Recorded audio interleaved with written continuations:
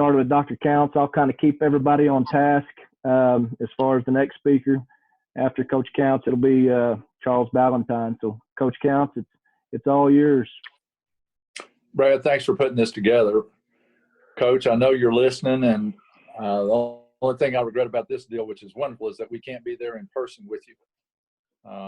But I want you to know how much we all love you, how much we respect you, and what a wonderful thing it is for you to be recognized in the Naismith Hall of Fame. It didn't matter to us from the standpoint of the fact we knew that we played for a Hall of Fame coach.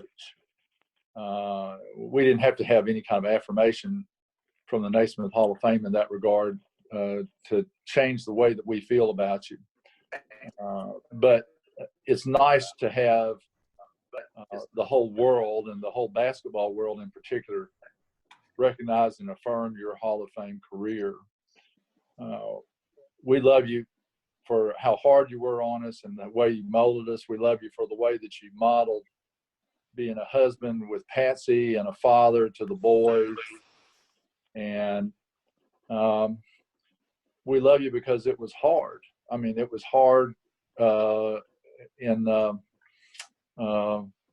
playing for you from the standpoint that you coached us hard, and nothing that is worth really accomplishing ever comes without some sort of struggle. And we appreciate that. That bonds us all together. We know how difficult it was and how demanding you were on us, how much you taught us, how much you loved us.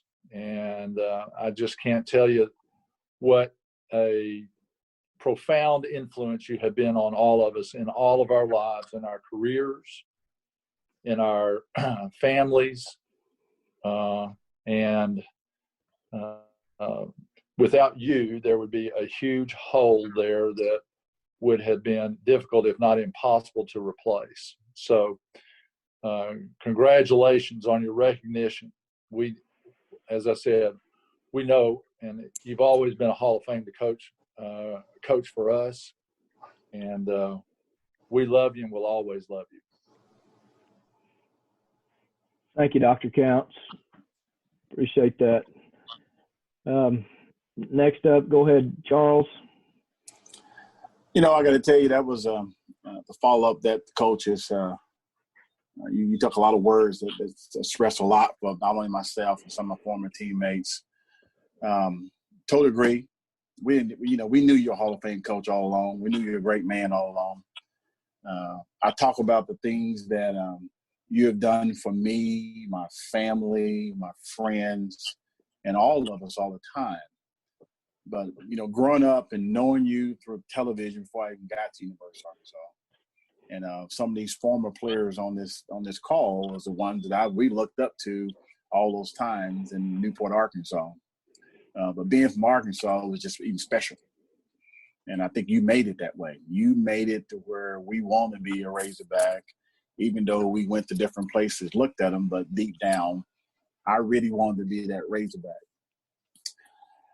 Coach, I tell you, all the things that you taught us, and specifically me, I find myself doing that in just about every company that I've been with here in the last few years. Whether it's defense or dedication or being there when we need to be on time, of putting us in situations where we had to figure it out, not only as an individual, but as a team. And all that teaching that you've done over those years have played a very impactful role into my life. Even from talking to some of the other guys, that was they say those same things.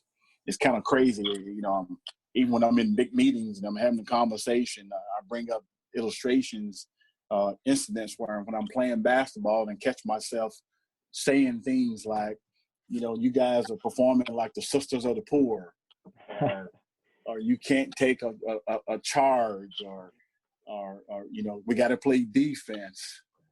I remember using some of those analogies, and one of the regionals said, Charles, it's obvious that you play basketball, because some of us can't even get out of the seat without falling down. So, but some of those teachings that we've done for years have stuck with us.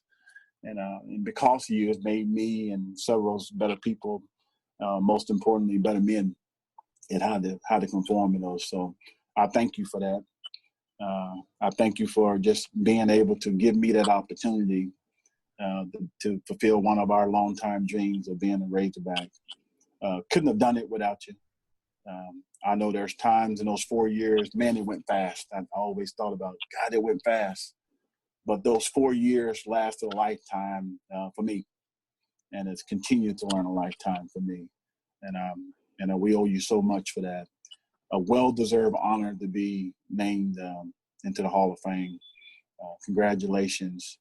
I also want to add, I need to thank two other people on this call. I'm looking at one of them now.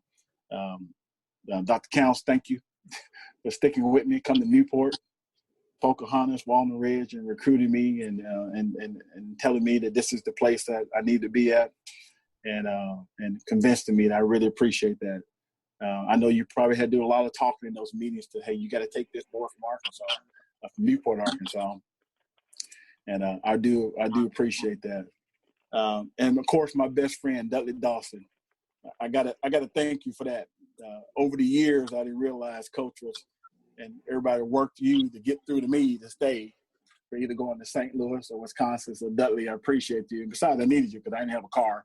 So thank you for giving that opportunity. So I appreciate that. But other than that, we love you, Coach.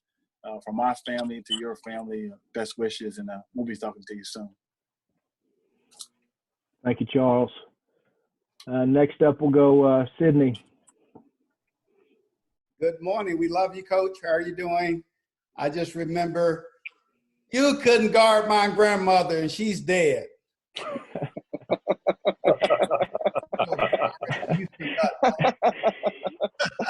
Oh, that's good. It's ingrained in my spirit because he would say some things that were just so fun. I remember I know we tell stories later. I came back from the summertime, and we were practicing, and I made this really crazy move. He says, Sydney, you might do that junk on the playgrounds in Little Rock, but at Arkansas, you can't do that here. Oh. He must have been looking at Houston Dale play because Houston was. Oh, that's good. And we really are proud of you, Hall of Fame coach all the way. And I think, to me, when I think about Coach Sutton, I think about development. Number one, you developed your coaching staff. You had coaches around us that cared about us, that knew your vision, that followed your vision. They didn't try to sabotage what you were trying to do. And Jim, you were coached extremely hard. In fact, we were coached so hard, HD, and you know this, that after year number 2, it was normal for us, right, Boot? It didn't feel like it was hard. And you gave me personally, when I got to the NBA, I had to learn zero about defense other than more contact. You taught me so many things about defense, a bit about offense. You didn't let me shoot as much as I wanted to, but that's okay. I was good with that. And you develop a system that allows players to excel. A lot of times people think of Coach Sutton, they think of slow down, pass the basketball. But then when you look at definitely Joe Klein and your team, and Charles, your team, and certainly our team, we put up some points because he knew when you had horses, you let the horses run. When you had donkeys, you slowed them down. And we had horses, so we were able to play at a good pace, which shows he's a very adaptable coach. And last thing I want to say is when you talk about great coaches, you have to look at players that he coached outside of basketball. Most of these guys, everyone on this video, former players, we have very productive lives. We make impact on other people's lives. And that's really an indication of great coaching. The last indication is I keep telling people, Joe, you played how many years in the NBA? 15 years. Darrell Walker, 13 plus years. Ron Brewer, 9 years. Sidney Moncrief, 11 years.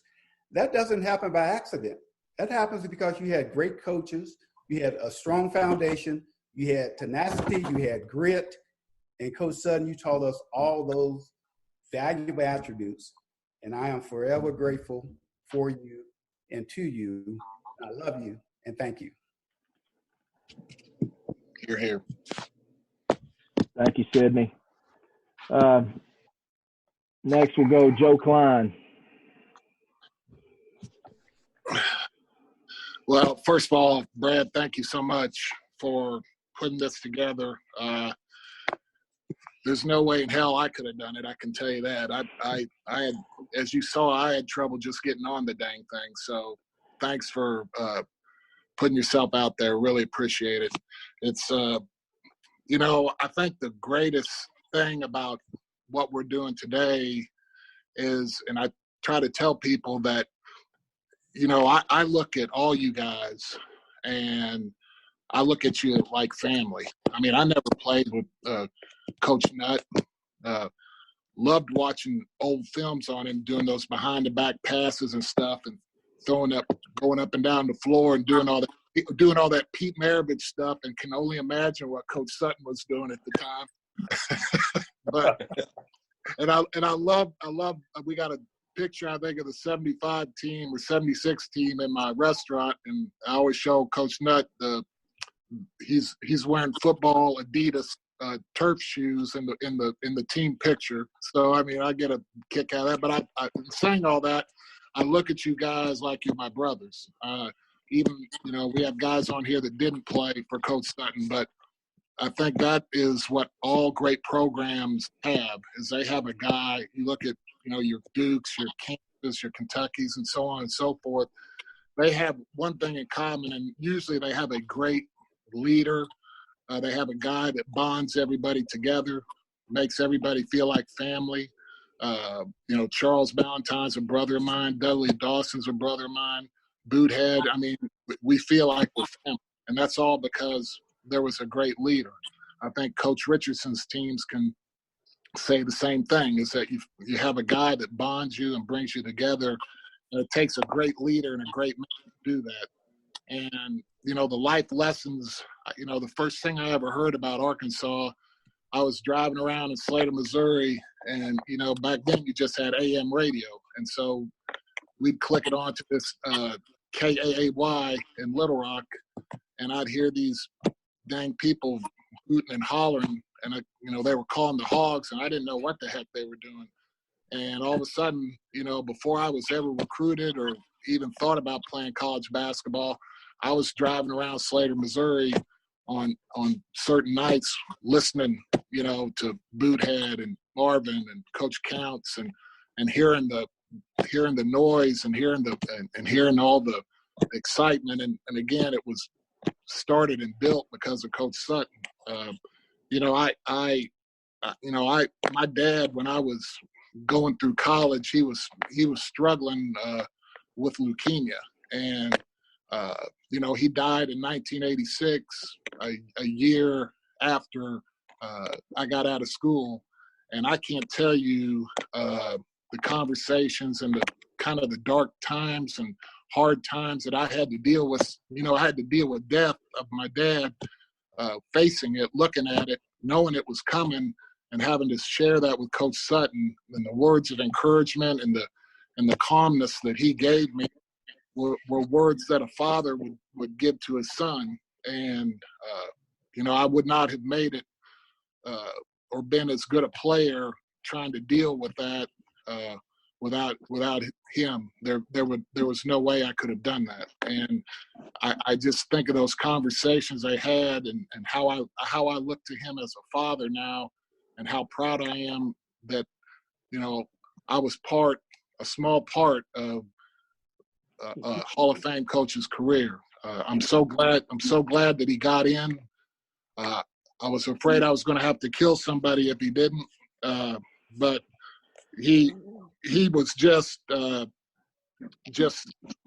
so good to me. And when he got into Hall of Fame, I found it so funny is that they were all giving me such a hard time about, you know, if I would have come there out of high school, we would have won a national championship. And if I'd have come there out of high school instead of going to Notre Dame, he would have gotten the Hall of Fame 10 years earlier. And they were putting all this on me. And I kind of looked at him and I said, you know, and I know you guys have heard me say this before, but I said I grew up Catholic. My dad was taking me to daily mass and saying the rosary, and we were devout Catholics, and I chose God over Coach Sutton, and I was wrong, and I admit that. So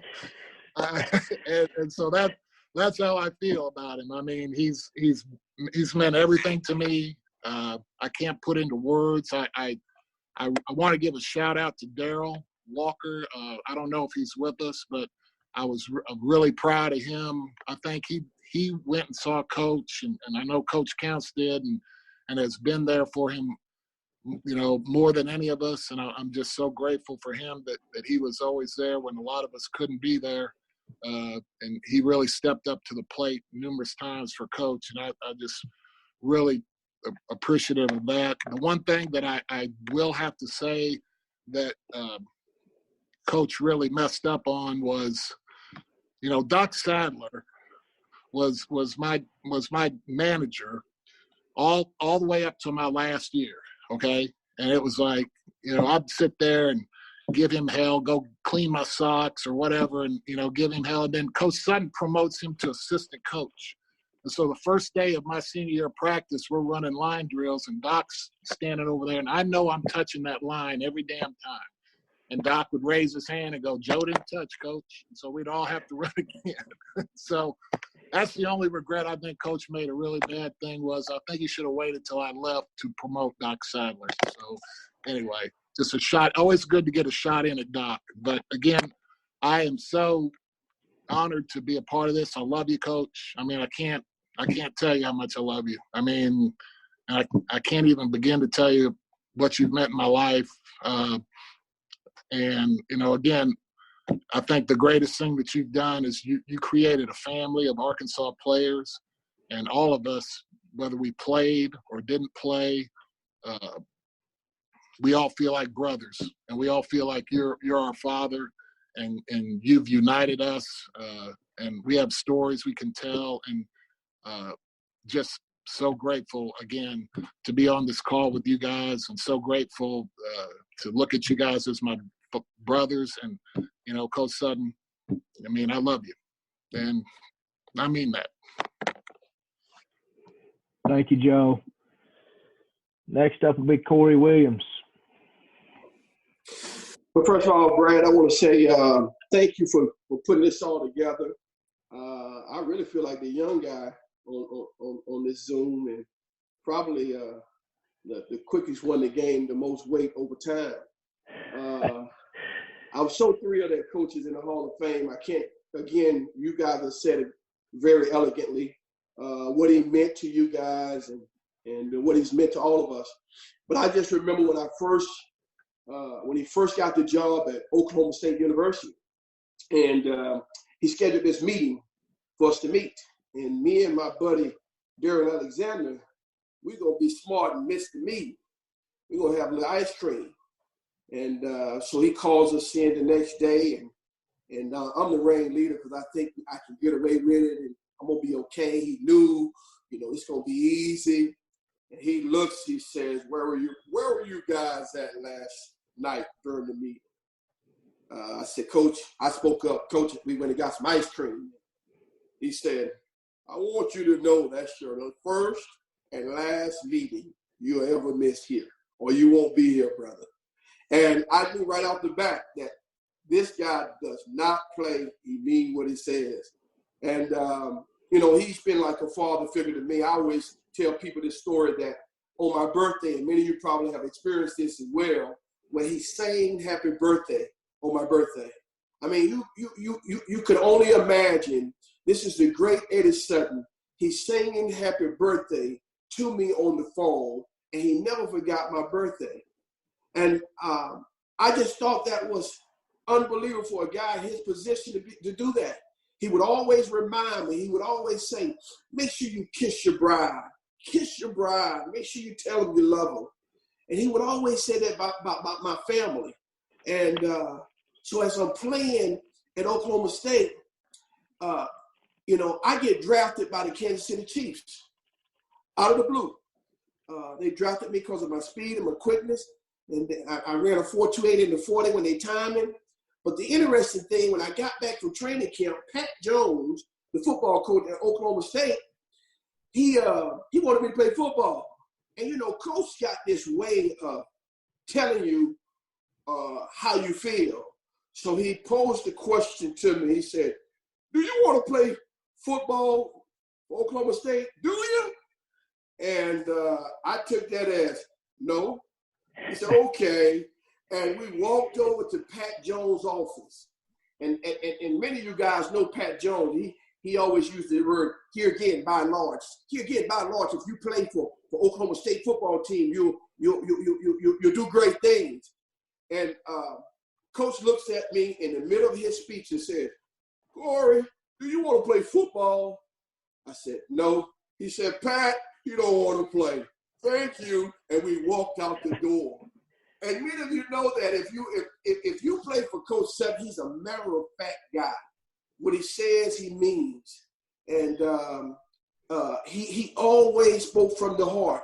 Even when I was a student assistant and we went to the Final Four. When we went to the Sweet 16 first, I go to Coach, I go in his office, he said, Corey, come on in. I said, yes, Coach. And I was nervous as heck. I was nervous. I said, Coach, I got a question. He said, yeah, sure. I said, can my wife go on the trip to the Sweet 16? And without a hesitation, he said, no. And I was like, okay. And as I'm walking out, he said, we go to the Final Four. She can come. And we went to the Final Four and she was able to come. But he's always treated me like a son. From the time that I came back as a student assistant and I had no money, none, zero. I had what I had in my pocket. And he asked me, said, how much money do you have? And I pulled out my pocket. And he looks at me. He doesn't say, where did that money go? Where did you spend the money? He never said one word. He just reached into his dresser drawer. He got me a jogging suit. He reached in another drawer. And he got me tennis shoes. And this was the man that I've grown to love. He treated me like I was his son. And a lot of the things that have happened in my life is because of him. The instructions, the directions he's taught me, how to be a good father, how to be accountable for the things that you do. You know, when I was the head coach at Stetson, I would call him. I said, Coach, I cannot get these guys to play defense like you do. He said, you'll be fine. You'll be fine. You just keep coaching them. And you know what? I never could get them to play defense like that, and they fired. So I am so grateful to him, Sean, and Scott, and Steve. They've been like brothers to me. And, you know, Coach know I love him. It was no greater joy than to come to Arkansas, the place where he began. And you're talking about God having a sense of humor. I played for him at Oklahoma State, and now I get to coach at a place that he has history and tradition at. And I'm blessed to know him. I'm blessed to have him as a father figure. I love him. Words cannot describe what he means to me and my family. And the success that I have, I owe to God, and I owe to Coach Sutton for laying that strong foundation. The Bible says this. It says, except a man builds a house, he who labors in vain. I'm so glad that God entrusted Coach Sutton to be in my life, and the foundation that is in me has allowed me, through him, to be in the position that I am today. I love you, Coach. Congratulations being in the Hall of Fame. And Coach Stamps, and to all you guys, I really appreciate you for having me a part of your family and to be a part of this Sutton family. Thank you, Corey. Well said. Next up will be Doc Sadler.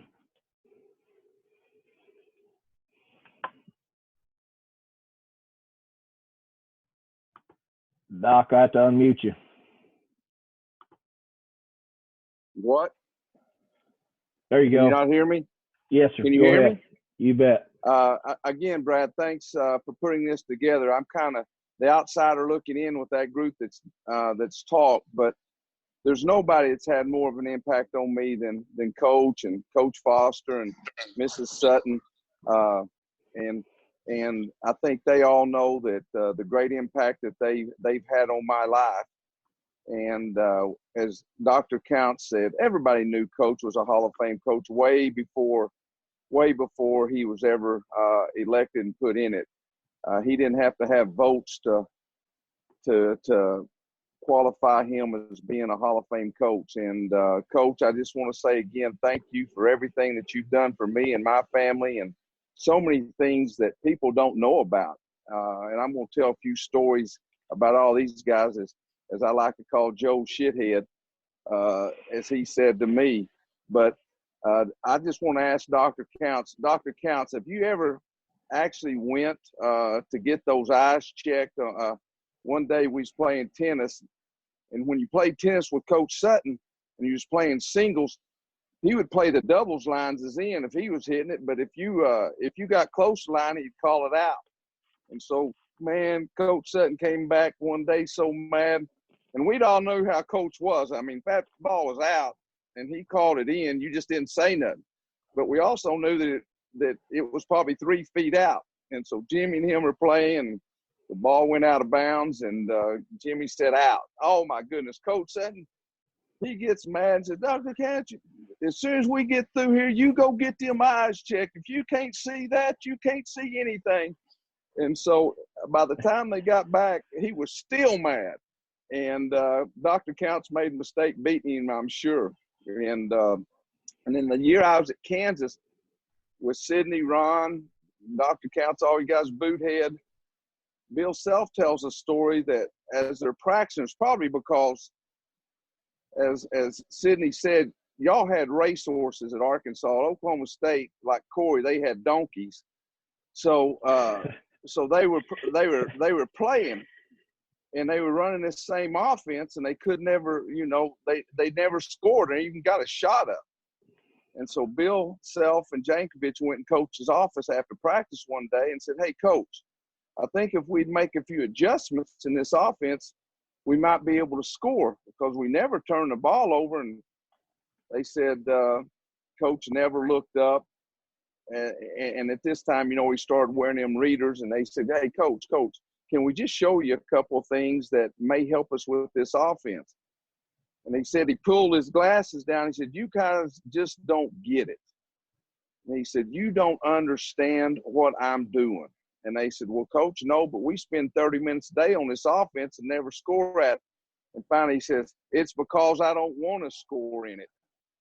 And you know what? I've thought of that saying many a times, that as a coach, he was running that offense to get that ball to that third and fourth side, because they had players like Corey and them that couldn't shoot, but they knew how to win. I remember Boothead. I was from Greenwood, and Boothead, I mean, wow, he was everything.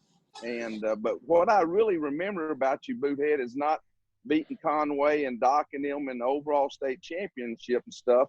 What I remember, my first really memory of you, Boot, was you played in the All-Star game in old Barton Coliseum.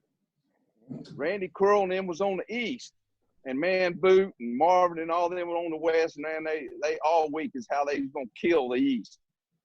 And Boot and them got beat. East beat them. And so I walk in the locker room after the game. I don't even know how I got in there. But Boot, what I remember about you is them bright yellow pants you had on. You had a bright yellow pair of pants, and you had your traditional hat that you always wore. And that was my first memory of you. And then obviously followed you to West Stark, and then followed you on. And what a great player and stuff. And then Sidney can remember this, not meeting me obviously, but this part of it. So Sidney plays in the NBA, and I go out to pick him up at the airport. He's going to speak at the Razorback basketball camp. So Sidney gets off, and he had signed with Nike, so he had his Nike warm-up and stuff on. And so I pick him up. That's the first time I'd ever met Sidney. And so I take him, and he speaks. And as we get ready to go out, Coach said, Sidney, I'll send you a check when I get this camp cleared up. And I just want to ask you a question, Sydney, because I got that story for about 7 years. When we get camp cleaned up, you know, we'll get you paid. Did you ever get paid? Because I never did. Never, ever, ever, never. Never. You never got. Yeah. And so Coach Foster and them started selling them pizzas and stuff. And so I went to Coach Sutton one day and I said, Coach, I think if we put some of these video games in this gym, I think we can make some extra money. Now, we had 500 campers a week. And, Coach, I don't want to hear them video games all day long. And I said, Coach, I'm telling you, if we put some of these video games in this in Barnhill, I think we can make some money. Well, he said, I'll tell you what I'll do. He said, you can put 2 or 3 in, but put them away from my end of the office. And he said, I want you checking it every morning when the guy comes to get the money and make sure that, you know, we get our 50-50 share.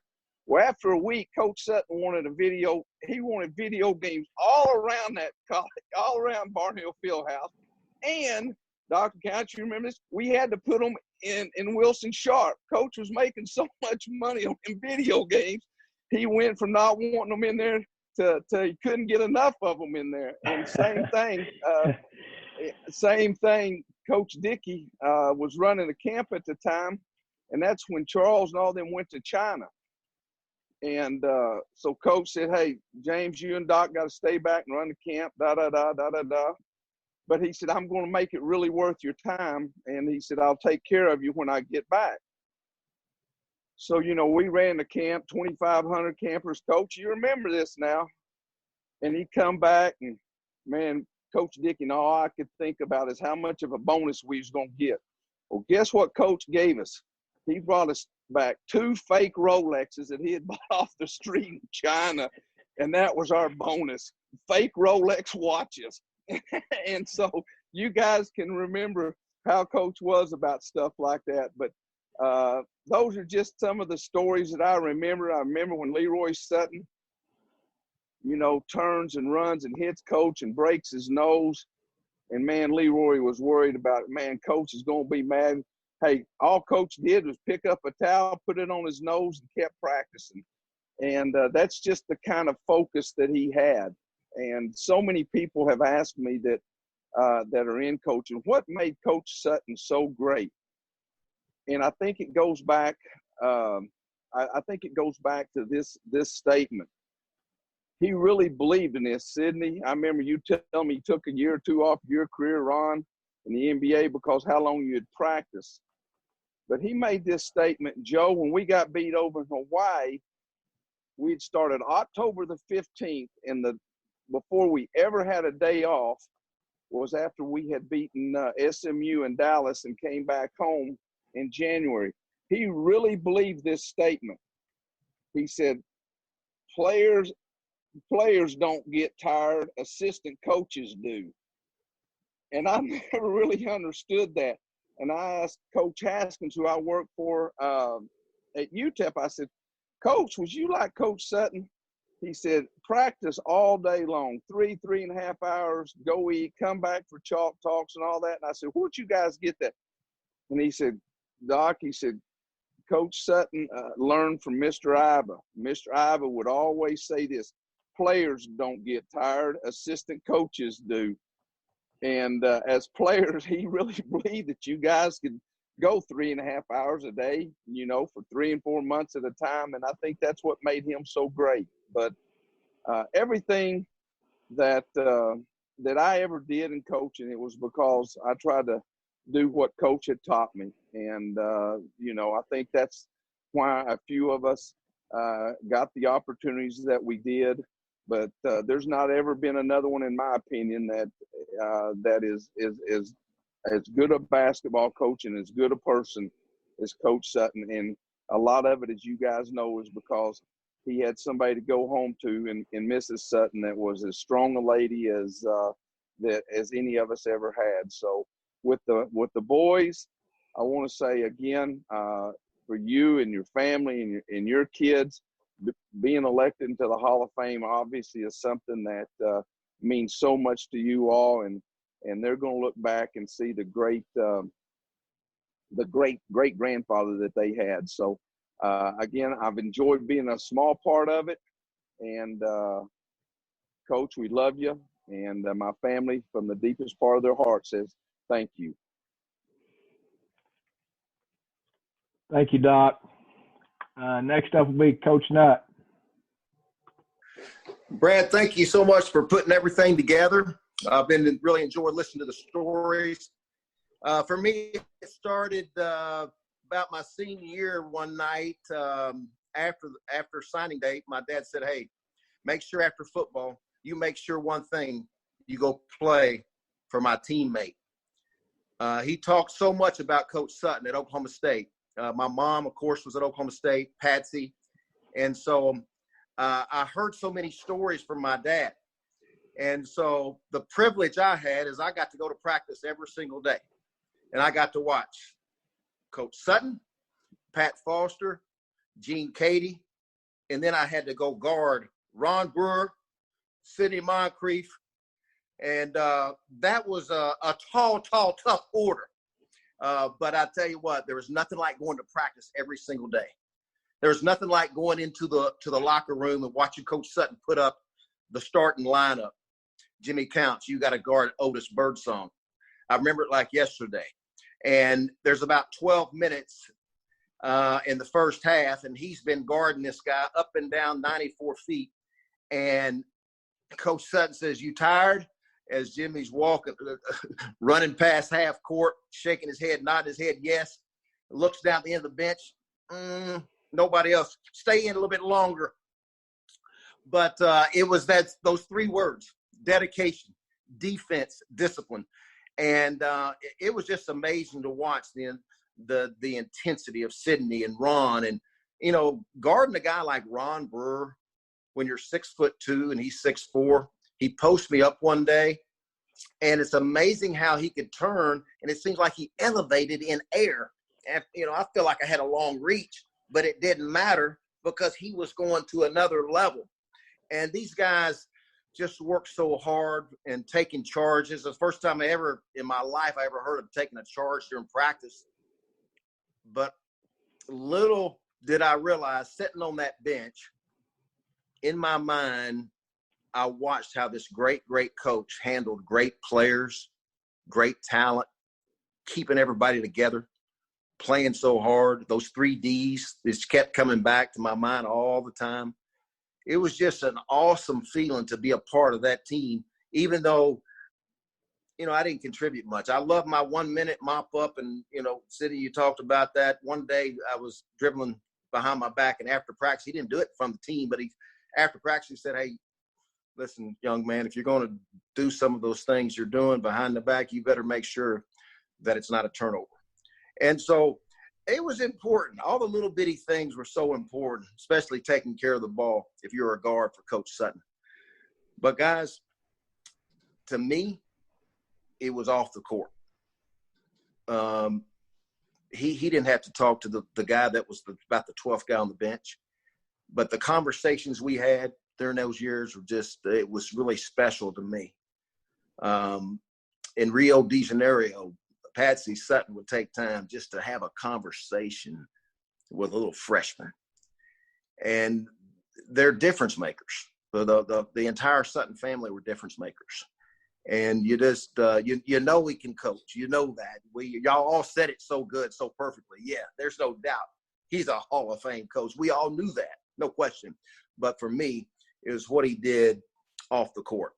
And every spring, I would go see Coach Sutton. Dennis's team, Washita, would play in Bartlesville, Oklahoma, and Stephen would set it up where I get to go see Coach Sutton. And I want to say this.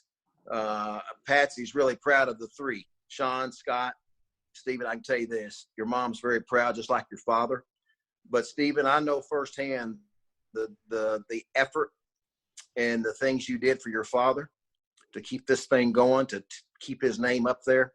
Your work, I'm going to tell you, doesn't go unnoticed. And I know everybody's really proud of that. But it was just a privilege to be a part of a great team and be around great people. All these guys were awesome. And I just appreciate that. And Coach Sutton, we love you and love the example as a father, a husband, a coach. and fundamentals, took it with me. And the one thing, the greatest feeling I always get is when a Coach Saban or a Coach Spurrier comes out after the game, and after you beat a guy like that, and they say, hey, your teams play hard. What all started back when I was about 18-year-old watching a great coach. So, Coach, thank you. Thank you, Coach Nutt. Next up will be Ron Brewer. Appreciate you, Coach. I'm very proud for what you have done. Coach Stamps, by putting this together. And Coach Sutton, just like everybody on the panel pretty much has said, you have done a wonderful job in doing it with a lot of class, because the committee didn't have to vote you in, just like the majority of people have said already. You was already a Hall of Famer in our mind. You know, when I came out of Fort Smith Northside, University of Arkansas wasn't my first choice. You know that. But you made it a very integral part of allowing me to be able to be a Razorback. At that particular time, we had 3 players that was out of state of Arkansas. But what people don't really understand is that particular year that I came in as a sophomore, we had a lot of talent that you put together and developed to allow us to be very successful. And not only that, as a coach, you coached us, you taught us, you led us, you directed us. I was planning on going to University of Kansas. And you know, and the coaching staff know what I had to do to come to University of Arkansas. I don't want to go into details, but you understood what we went through. But that was a commitment that you wanted for me to come to University of Arkansas, and that I wanted to be a Razorback. The greatest thing in the world was the people that's on this panel, the Razorback family. Didn't play during the era that I played, but I was always there with you guys who played. Those guys who played, I think Sidney made the comment that not only was he a great coach, he coached pros. He directed pros. He guided pros. And to be a good coach, you got to have some players. And he was able to go out and recruit great players. He also developed a great coaching staff. And I think we don't give them a lot of credit, but Coach Katie, Coach Foster, those guys kept us in line. Those guys directed us, but it was up under your leadership. And your leadership took us a long, long way. I say that because when Ron Jr. was going through his recruiting process, you didn't coach him. You coached me. But I had explained to him the difference of what you meant to me during the time I was at the University of Arkansas and when you was at Oklahoma State. But I also had to let that process take place. I had to let him decide himself about where he wanted to go. But when it's all said and done, he became a Razorback. And it was because of what you have given a person like myself, a person like Sidney, a person like Marvin, a person like Dr. Counts, all the people who was up under you. We give you a lot of credit. And at this particular time, I want to congratulate you on a job well done. You know, my thing was I was very disappointed because I thought it should have been when the first name came up for induction, I thought that you should have been chosen then. But then I let that go, just like Joe Klein. Joe Klein said. You know, I got so upset and so mad. I was like, what's the criteria? You know, because his body of work speaks for itself. I mean, he's winning games. He went over the amount of games. But to the Final Four, what else do you have to do? But put that behind us right now. I want to, at this particular time, say congratulations. And I'll leave it at that.